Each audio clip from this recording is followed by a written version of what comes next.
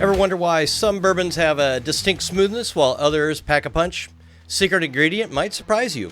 It's all about the water.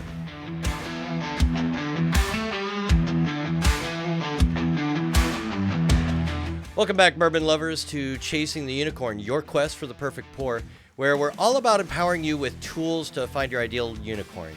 I'm your host, John Schuster, and our hunt starts now. So in our last episode, we talked about Whiskey Wanderlust, planning your bourbon adventure. So if you missed that one, make sure you check it out on podcasts and social media. But before you hit the road and chase those unicorns, let's take a deep dive into bourbon's critical element that often gets a little bit overlooked, and that's water. Today we'll uncover how water sources shape bourbon's flavor, spotlight a unique pour from Jack Daniel's, and explore how social media is making a big impact on the bourbon world. So let's get taming that unicorn with a little bit of knowledge as we explore the impact of water sources on bourbon production. Did you know that up to 60% of your favorite bourbon can be water? But not just any water. Today we're breaking down why H2O is bourbon's hidden ingredient. So I'll be talking about this in kind of sets of three. And the first one I want to start off with is water's role, and its main role is mashing. So water is used, of course, to create the mash and activate those enzymes that convert starches into fermentable sugars.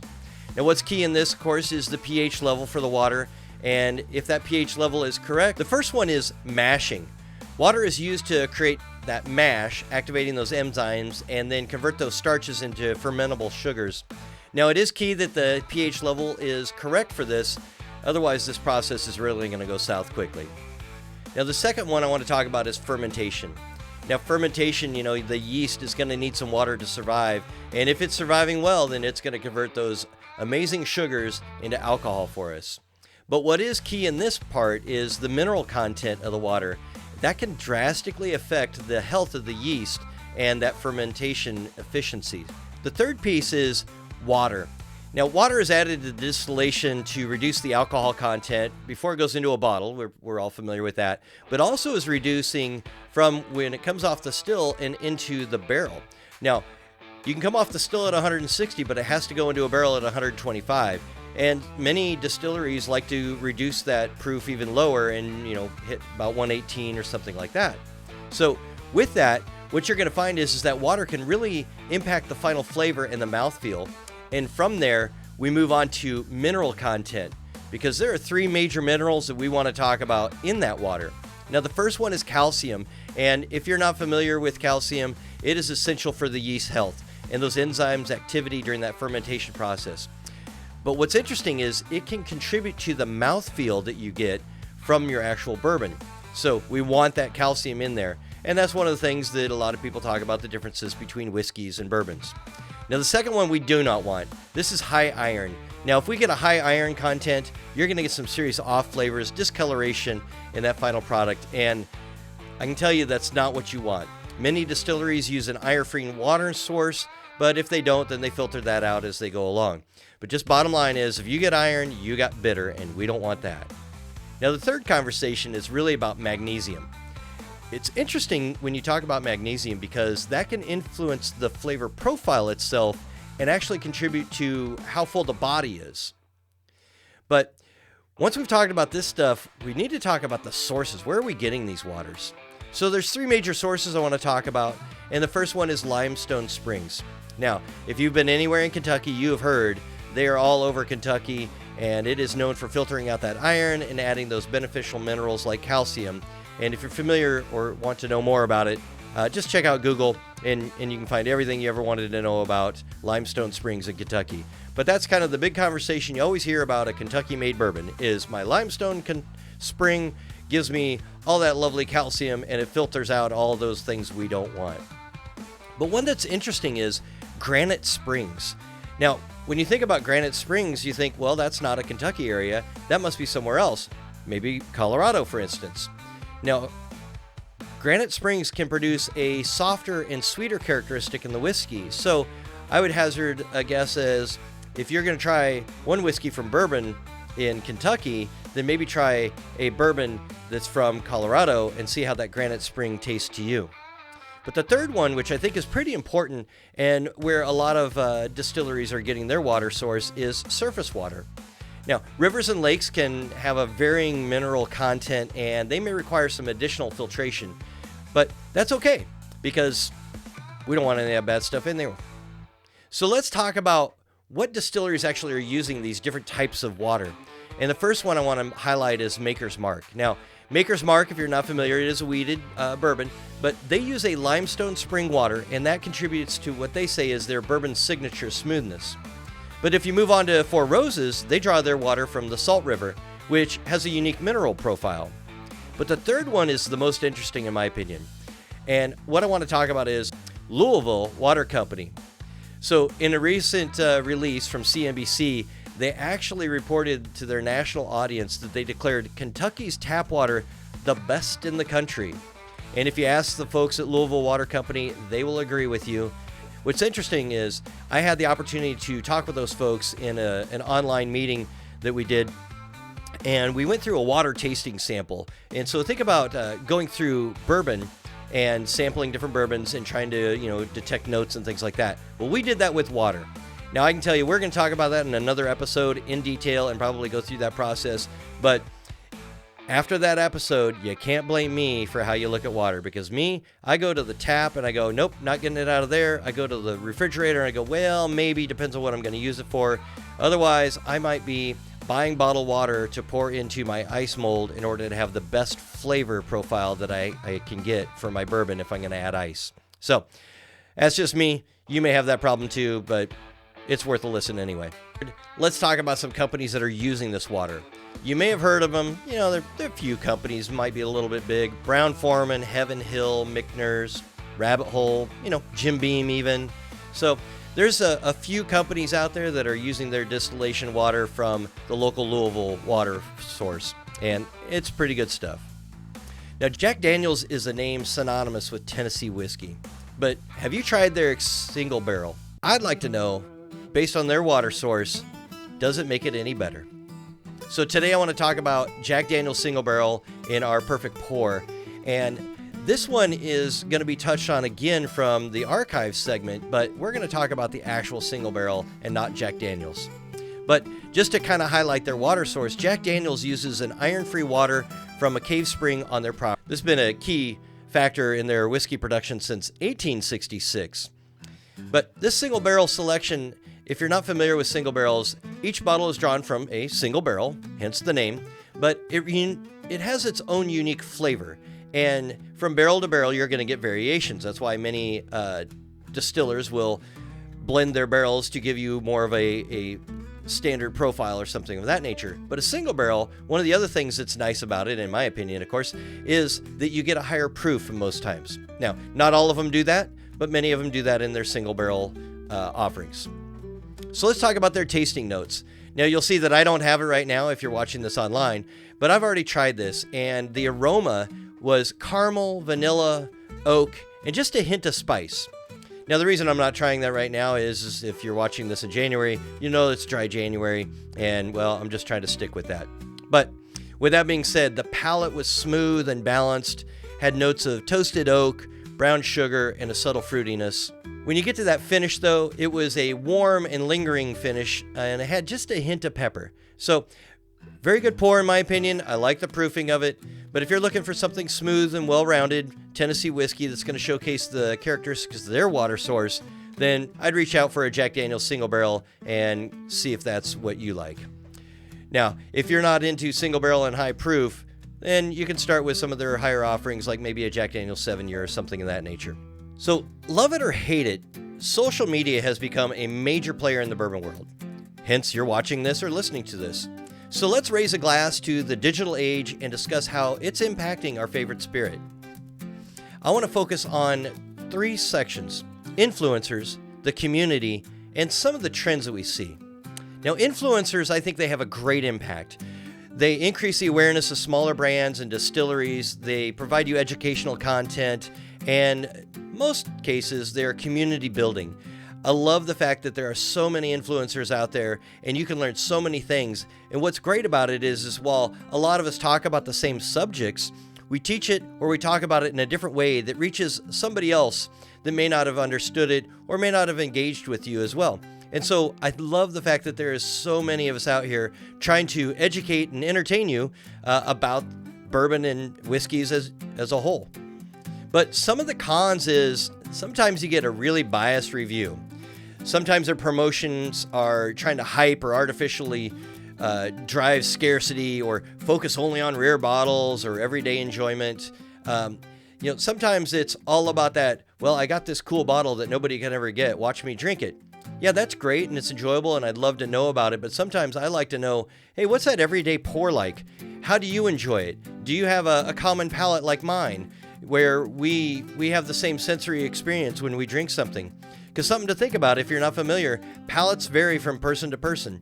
So if one person says, I love it, there's a reason why someone else says they hate it. Now, some of that hype, I'm not big on. When you see people just dumping a barrel or dumping a bottle down the drain, hey, that's their money, that's fine. But you know what? Somebody went to a great effort to offer that great offering, and there's someone out that enjoys it. And if somebody is enjoying it and you're not, all I can say is, hey, talk about the things that you did like about it, or talk about the notes that you're experiencing and then explain why you don't enjoy it. Because you know what? I'm not a big Scotch fan, but there are a lot of people that enjoy Scotch.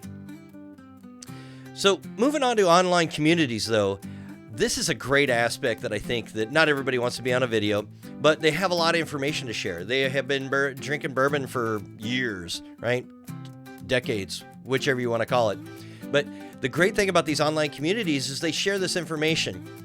Bottle recommendations. It's great to see somebody write out, hey, I tried this is what it was like, and I recommend it or I don't recommend it. Here's where you could find it. This is the price I found, etc. Tasting notes. I tell you, tasting notes are, I think, probably the best thing that we can share online. And the reason for it is if my tasting notes resonate with your tasting notes, now we have a common bond and a common thread where we can talk about different bourbons and have a general idea that we will like it or dislike it based on our commonality. But the best part is we get to connect with fellow enthusiasts, and I tell you, an online community where we're connecting, I think that's just a great opportunity in today's age where it's so busy. But some of the challenges, of course, is spreading misinformation. One of my favorite things is when you have a new bourbon drinker that's around Kentucky or they started in Kentucky with their bourbon drinking experience, the first thing say is, bourbon is only made in Kentucky. Well, guess what? There's a law that was brought out in 1964 that says otherwise. But you know what? They're open to their interpretation of how they want to read it. As the law was being written, originally it said bourbon is only made in Kentucky. But the government changed that, and we know bourbon to be made anywhere in the United States and its territories. But one of the other challenges, I think, is elitism. I don't know about you, but I'm not going to drop $7,500 retail on a bottle of bourbon that I've never tried and have no idea if it's any good. That being said, if all you do is buy several $100 bottles of bourbon, we're probably not going to relate well. And some people come across very elitist on that. Others, they're just trying to share something that the rest of us can't afford. So hopefully it comes across great, and hopefully their intent is not to be an elitist. But with that comes a lot of online negativity. I mentioned people pouring out bourbon into the sink. Stuff like that, I think, is just uncalled for to make that shock value. If it's bad to you, I'm sorry. You spent your money. It is your right to do what you like, but sometimes the negative press on it just really isn't worth it, especially if there's a lot of people that like it and you don't. You probably end up with something you didn't care for. So let me encourage you to do this if you're new to bourbon, and even if you're not, if you've been in the community a while. Evaluate your information critically. Seek out diverse perspectives, but also seek out those that have similar profiles so that when you're talking about something or you're listening to them, you go, oh, hey, they like maple flavors. I like maple flavor. That would be great. I'd love that particular, whiskey or offering of a bourbon. But also focus on finding accounts that have community and align with your personal interests and your values. You get into an account and all you see is everybody that's an elitist and spends thousands of dollars on bourbon, and you're somebody going, well, look, I was just looking for a $30 bottle of bourbon. How am I going to get there? Probably not your community. Love to listen. That's great information, but you may want to search for some other personalities and interests that are more aligned with you. And I will ask you this, though. As you're going through your bourbon journey and you're experiencing the community as much as we all do, try and help promote the responsible drinking and discourage overconsumption, because as we all drink a little bit too much, sometimes you're just enjoying your night and it is great. But some people do have a problem with it, and we want to show responsible drinking. It's one of the reasons that as I approach bourbon, I'm all about a sip, savor, and enjoy versus a shoot it and drink it. It really doesn't go down well, I think, if you shoot it and drink it. And if you sip, savor, and enjoy, then you're going to take, one drink or multiple drinks through the night, and it's going to be a very wonderful evening as you experience it all. But, as you know, social media can be a very powerful tool for this bourbon. And for all of us lovers of it, I think it's important to use and use it wisely. So let's strive for our community to stay inclusive, informative, and celebrate the joy of bourbon. So let me take you back to January 8th, 1866. Jack Daniel Distillery was officially registered, and they started out with just a spring. A young man named Jasper Newton Daniel, we all know him as Jack, he officially registered his distillery, and it all started with that lovely little spring water. So early on in Jack's life, he ended up working for a man called Dan Call. Now, Dan, he was an interesting man, and not a great idea, but one of the things that he had going on at that time is he had a small distillery behind his grocery store. With that, though, he did have a slave that he owned, and his name was Nearest Green. Now, Nearest was the master distiller for Dan's whiskey, and Jack really kind of enjoyed the whole distilling process, and Dan noticed this. So Dan actually had Jack working with Nearest, and Nearest mentored him in the process of distilling whiskey. Now, this is very unique if you think about it, and it speaks to the quality of a person Nearest Green was and his capabilities as a distiller. But Jack learned many things from Nearest, and one of the things, as he became a free man later, Jack and Nearest continued making whiskey together many years into the future. So that's Jack's early life, but as he grew into creating this distillery and working through things, it was very interesting because one of the reasons that they established their distillery in Lynchburg, Tennessee, was it had a cave spring, and that cave spring has limestone. So it filters out all of those terrible things that we call iron, and with that iron-free water, he was able to produce a smooth and high-quality whiskey. Now, this spring also created something that's a little bit unique to Jack Daniel's, and it's contributed to what they call the mineral chew. Now, that's something that you may experience, you may feel at, and we can talk about that another time, but it is something that is known for Jack Daniel's whiskey, is they have that mineral chew. But Jack had some early success, which I think is really interesting. He was recognized for his ability to make a great whiskey, and he prided himself on making a great whiskey, to the point where in 1904 at the World's Fair he was awarded the gold medal for world's best whiskey. And that, thinking back in those days, that is a great success for somebody that is trying to make his way. Now, his legacy is definitely a testament to the importance of water in bourbon, and his commitment to quality and unique water source have definitely laid the foundation for one of America's most iconic American whiskeys. So, from mashing to proofing, water really plays a vital role, I think, in the steps of bourbon production. So next time you raise a glass, take a moment to appreciate the waterworks behind your favorite pour. We've explored the different ways water impacts flavor, learned about a unique water source behind Jack Daniel's, and even navigated some, quote, choppy waters of the bourbon social media.